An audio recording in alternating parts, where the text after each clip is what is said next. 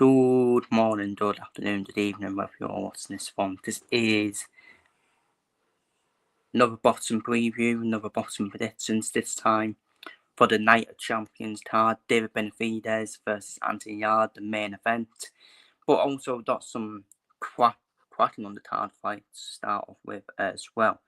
So start off then with Abdul Mason versus Sam North, 12-round contest for the vacant WBO World Lightweight title, which was obviously now became vacant after what happened with Tayshaun Davis, who was the former champion after defeating Dennis Berejczyk for the WBO title. But Tayshaun Davis obviously missed the weight in his last fight, which means this title became vacant. So Sam North, up and coming, hasn't he? He's been up and coming, Sam North, and you'd all be happy for Sam North, haven't you? He's obviously won the British and European belts already at this division, and he's just done up and up in his career, Sam North, and he takes on the highly talented Abdul Mason, who is very talented, by the way. Sam North, he does bring that power and pressure. He's an inside fighter, Sam North. Does have a background, obviously he's won the British and European belts. But the problem for Sam North in this fight is he just does not have the IQ that Abdul Mason has. Abdul Mason, complete skill set, well-rounded boxer, very good with his feints, isn't he, Abdul Mason? And Abdul Mason can fight how he wants. I just think Abdul Mason's movement is just going to be far too much for Sam North, in my opinion. In this fight, Abdul Mason's got a beautiful left hook as well, powerful left hook. And he's got speed as well, Abdul Mason, and I think he's working on his IQ as well, Abdul Mason. He's definitely working on his IQ as well. And I just think this is a step too far for Sam North. Sam North deserves this fight, by the way. He does deserve the fight because of where he is in the WBO rankings, but Abdul Mason is a high prospect for a reason over in America, and I think Abdul Mason does get to Sam North in the end and does stop Sam North in the end, Abdul Mason.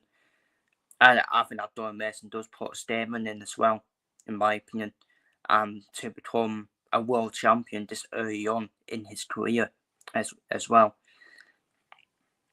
So there is intrigue to this fight because, let's be real, it is Abdul Mason's first step up as well.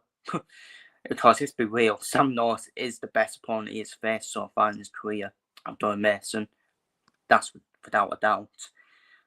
But you got to do for Abdul Mason, haven't you, to win by tail stoppers, and he's the favourite as well. I obviously hope Sam North can do it. As a British man, I hope Sam North can do it. Because that would be a story, wouldn't it? But I do think Abdul Mason just be far too good for Sam North, in my opinion. Up next, one of my favourite fighters to watch, Jesse Benavidez takes on Fernando Martinez, 12-round contest for the Win Magazine, WBC, WBA and IBF World Super Flyweight titles. Jesse Benavidez, top 5 pound-for-pound fighter for me. Simple as that. Top 5 pound-for-pound fighter. He's so good, isn't he? Really is so good. He's just good at everything, man. Strategic footwork and handles, crazy handles, high boxing IQ as well. The timing and the accuracy as well. Defensively sound, the versatility in the way he fights as well. Jesse Benavidez, he's got it all, man. He's got it all. He wins this fight for me. Against Fernando Martinez. No disrespect to Fernando Martinez. Fernando Martinez, who is an aggressive, pressure style fighter, high volume fighter with high volume combos, good with the body work, very good with the body work. And then he's got that versatile stance as a fighter, Fernando Martinez. Definitely got the defensive awareness and durability, and he is tough. He is one tough fighter, but I do think Jesse Benavidez does get to Fernando Martinez in the end. It could well be a stoppage for Jesse Benavidez because I think Fernando Martinez will stay in there as long as possible, but Jesse Benavidez far too good for Fernando Martinez, in my opinion. And once then, I think Jesse Benavidez he's going to dominate this division as well, in my opinion. But yeah, Jesse Benavidez for me is my prediction. He also has stoppage. He is top 5 pound-for-pound fighters in the world, without a doubt. Up next, very interesting fight. Brian Norman Jr. versus Devin Haney, 12-round contest for the WBO World Welterweight title. Obviously, Devin Haney is coming back into this after, obviously, on the back of the Ryan Garcia defeat. Of course, that has been overturned. And Devin Haney's still got an undefeated record, but yes, we will. It's still there, isn't it? Yes, we will. He still lost to Ryan Garcia. As much as Ryan Garcia did cheat, did fail a judge test, yes, be real. It's still there. The defeat is still on his record, unfortunately, for Devin Haney. And obviously, he's recently came back, hasn't he? Recently came back. It was in that New York show, wasn't it? I forgot who the opponent was. Was it Jose Ramirez? I'm pretty sure it was. Because I know Ryan Garcia fought Roy Romero, and it was Teofimo Lopez and Nano Barbosa, wasn't it? From what I remember on that card. Devin Haney, people need to realise how Devin Haney boxes. He's not going to be done the door all out, is he? He's more of a boxer, Devin Haney. He has been criticised for having a lack of power, Devin Haney, but at the end of the day, do people not watch boxing? Devin Haney is a boxer. That's his stance. He's more of a boxer than a fighter. Because we know what Devin Haney does. He's normally a tilted fighter, isn't he? He's got a very good jab on him. He's got good footwork and movement. Well, he didn't show that in Ryan Garcia, did he? Normally, he's strategic style. But again, like I said, he has head movement, as we saw in Ryan Garcia. And we know Ryan Garcia is dangerous with them left hooks. Obviously, he does have the power. But Devin Haney, at the end of the day, Devin Haney is still a former undisputed lightweight champion, by the way. He's still already achieved a lot in his career, Devin Haney. Obviously, if you agreed with him defeating Lomachenko on points, if you agreed with that decision, that's up to you. At the end of the day, he still beat Lomachenko on points. At the end of the day, he was given the decision. As much as that was a very close fight. And this is dangerous for Devin Haney, especially when Devin Haney has that head movement, and you're coming up against Brian Norman Jr., who's no mud, by the way, who's getting better and better as each fight comes. Aggressive, punishing style, hasn't he, Brian Norman Jr.? He does punish you. If you have head movement, he will punish Devin Haney. Simple as that. Brian Norman Jr. has definitely improved his boxing IQ as well. He's very skilled at closing the distance as well, Brian Norman Jr. He's got that power, definitely got more power than Devin Haney, and he's got that ability to counter what Devin Haney has as well. Oh, it's a tough one, isn't it? It is a tough one to call, because you do expect Devin Haney to get better, despite that Ryan Garcia defeat. Get back to his normal ways, Devin Haney, get back on track. And it's his first time stepping up to welterweight, isn't it? Because I think he fought Jose Ramirez at super lightweight, jumping up the weight divisions. But then, if Devin Haney stepping up to welterweight would only improve his power. This is one of his weaknesses. You do have to say that as well, but again, his lack of head movement will still be a big problem in this fight. Brian Norman Jr. has done be up for it. He's done been well up for it. Devin Haney on his potentially on his resume of wins as well. And yeah, I'm worried about. I am worried for Devin Haney's lack of head movement in this fight. And trust me, Brian Norman Jr., he will punish you. He will punish you. He's clinical. He is clinical because once Brian Norman Jr., if Brian Norman Jr. lands on Devin Haney, that's it. It's game over, in my opinion. He will go after Devin Haney. And that's what Brian Norman Jr. has done with his punishing clinical wins over Cincinnati, for example, as well. And yeah, I have to fancy Norman here. I have to fancy Norman Jr. here. Because yeah, it's all good about removing the defeat against Ryan Garcia, but let's be real. Let's be real now. He's still got that weakness. Okay, that head movement. He's gonna need head movement down here in this fight. If he does not have head movement in this fight, then he's gonna get stopped. Simple as that. He's gonna get stopped by Brian Norman Jr. And yes, Brian Norman Jr. gets found out against Devin Haney. That's the only way I see Brian Norman Jr. using this fight is if it's because this is his first big test on his resume in terms of Devin Haney.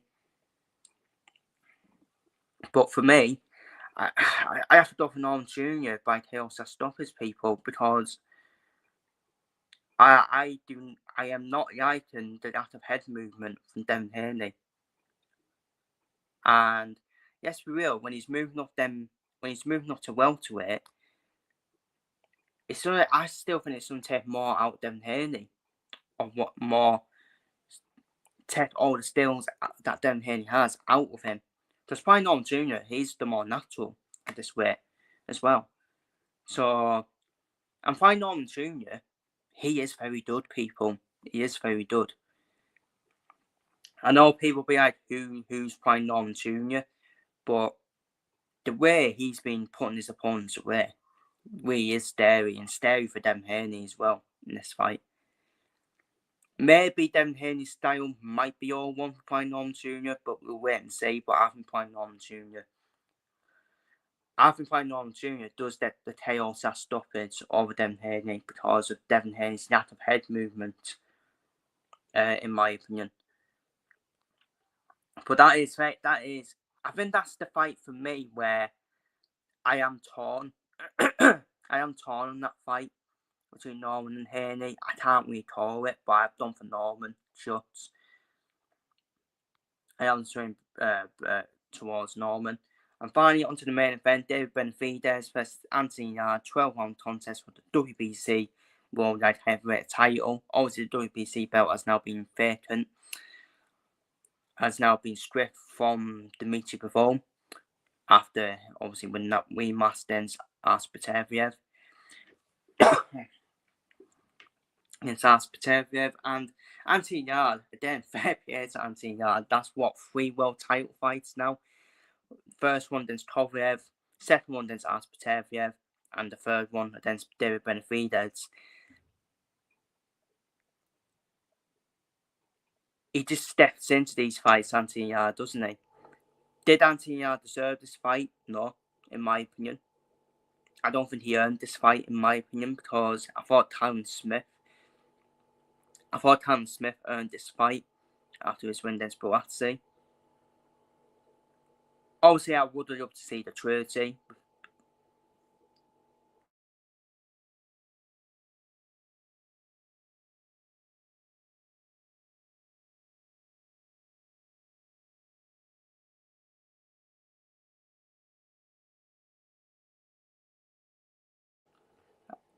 Like I was saying, I would have loved to see the trilogy between Bivol and Pateviev. But obviously, he won the belt, or even maybe the IBF would probably get stripped as well. Potentially. And the light heavyweight division is coming alive now because I don't think that Aspateviev is going to be around for too long now in this division. Do you think Dimitri Bivol could fight at cruiserweight? He could fight at cruiserweight before.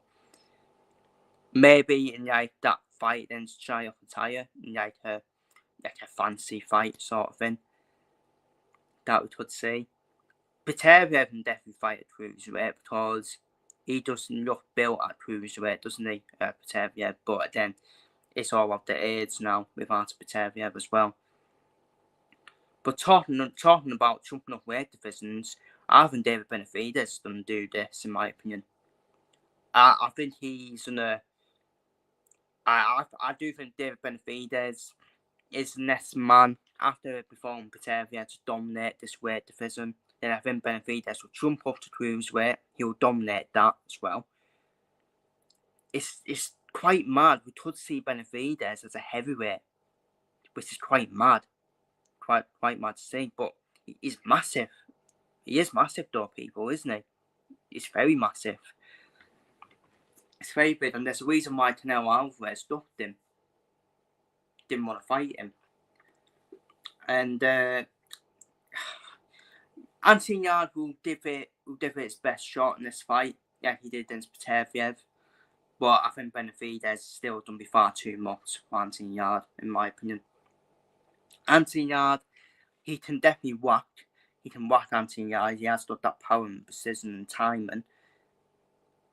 Definitely has that athleticism and that strategic style.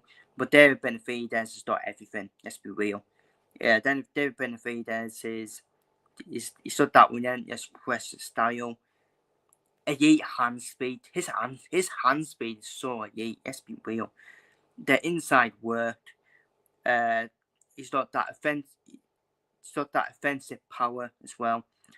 He's got that underrated defense. He's got an underrated defense, Benavidez, as well. And he's got that high boxing IQ as well, Benavidez. And he's elite. That's what I'm saying. And Anthony Yarde struggled against Beterbiev, who was elite as well. And it's done be the same here. I just don't know how. I can't see this done to points.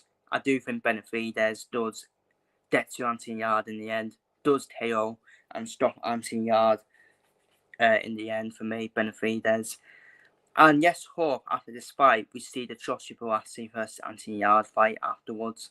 Because I don't think Buatsi deserves the winner, even though Frank Warren will probably put Buatsi in with Benavidez. But we saw what happened with Buatsi versus Parker. Staff Parker's style was all one for Joshua Buatsi. But then Joshua Buatsi, if Joshua Buatsi is that good, he should be beating Staff Parker, in my opinion. Of course, he did beat him, but he was gifted the referee decision. It was gifted the decision by the judges, Buatsi. Let's be real, because he can't use on his debut. That's what it was. Same with Liam Cameron against Troy Jones. Liam Cameron was gifted the decision because we can't have fighters using on their debut with a new promoter. It's that simple. So if Buatsi's not in fight Parker, then I think we should get that Buatsi versus Yarde fight after this. And I think Callum Smith, or the winner of Callum Smith versus David Morrell, should fight Benavidez for the WBC World Light Heavyweight title, in my opinion. So yeah, I think Benavidez would be far too much for Anthony Yarde, in my opinion. It's just levels for me. It's just levels. Benavidez is at that elite level. Anthony Yarde will always give it his best shot. And he can whack. Let's be real. That's the only danger to Benavidez. Anthony Yarde can whack. But I think Benavidez still got that underrated defense, and I think Benavidez he's just going to be far too much for Anthony Yarde, in my opinion. So that is my bottom preview and bottom predictions for David Benavidez versus Anthony Yarde. Feel free to leave your predictions for all the fights I've predicted in this video down below in the comments, and I'll see you all for the next bottom preview and bottom predictions next week.